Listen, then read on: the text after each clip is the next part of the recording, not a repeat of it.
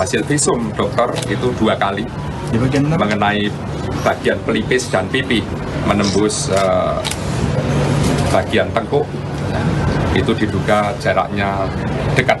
Kapolda Sumatera Barat, Irjen Pol Suharyono membongkar kejahatan kabak operasional Polres Solok Selatan AKP Dadang Iskandar menembak wajah Kasat Reskrim Polres Solok Selatan AKP Ulir Rianto Anshari 2 kali hingga meninggal.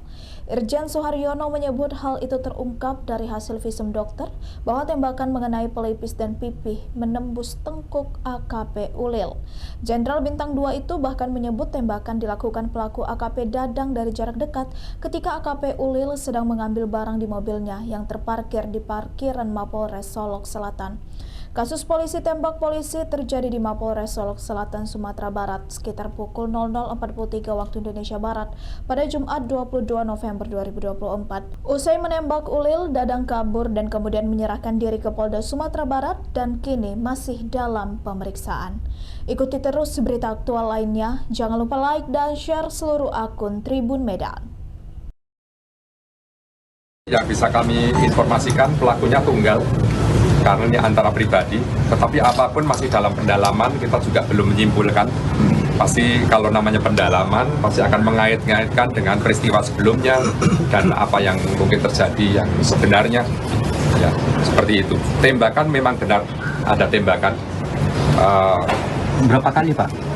Diperkirakan kalau dari hasil visum dokter itu 2 kali Di bagian mengenai bagian pelipis dan pipi menembus bagian tengkuk, itu diduga jaraknya dekat karena dari secara detail pada malam dini hari tadi, hari Jumat tanggal 22 November 2024 pukul 00.15, itu di saat berada di ruangan identifikasi, di saat akan mengambil handphone di kendaraannya, itu diduga diikuti oleh pelaku ini dan ditembak dengan cara yang sangat tidak manusiawi dan akhirnya juga tewas di tempat.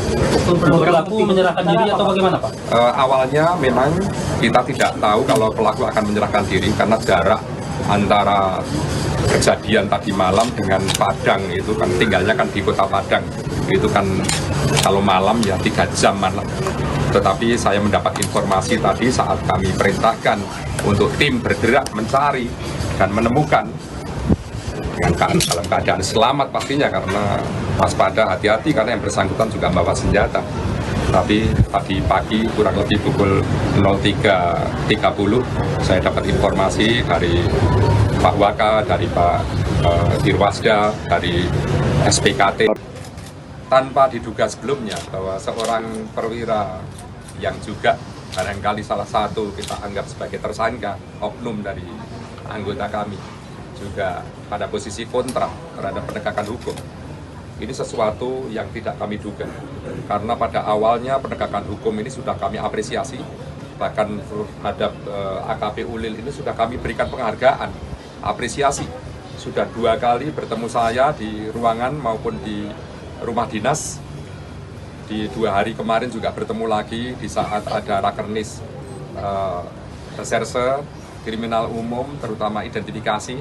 Saya bertemu lagi dan memberikan apresiasi kepada yang bersangkutan atas prestasi penegakan hukum terhadap tambang, terutama galian C yang ada di Solok Selatan yang diduga ilegal. Di saat penegakan hukum tadi malam ada peristiwa yang seperti saya sampaikan tidak terduga sebelumnya, bahkan mungkin dari anggota penegak hukum sendiri, yaitu AKP Ulil dan kawan-kawan, yaitu salah satu perwira polisi yang jabatannya adalah Kabak Op, itu melakukan perbuatan yang sangat tidak terpuji dan sangat tercela. Memang untuk awal ini sebenarnya kami belum merilis, kecuali menyampaikan duka karena kita sedang prosesi untuk pengantaran jenazah ke Makassar.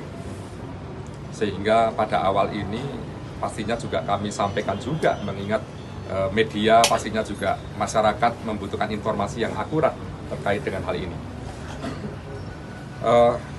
Yang dilakukan oleh oknum ini adalah melakukan tembakan, diduga melakukan tembakan, diduga kuat melakukan tembakan.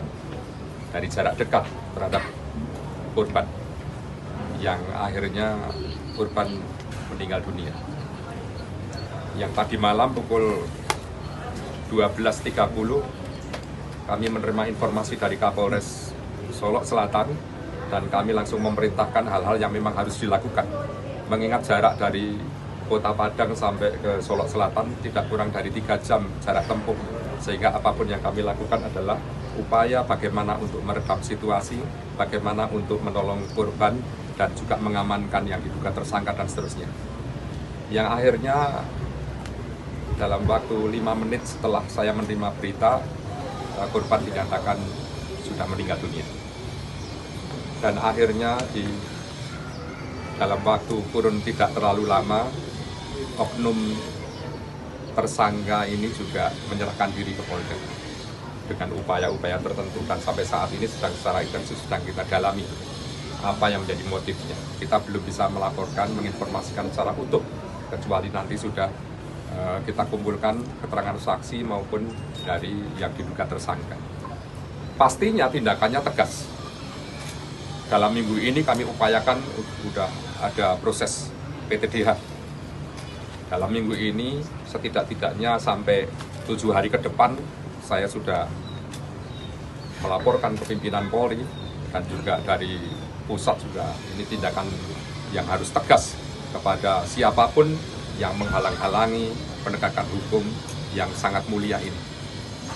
Kemudian tentunya kami juga memohon kepada media di dalam konteks penulisan berita tidak. Download Tribun X sekarang, menghadirkan lokal menjadi Indonesia.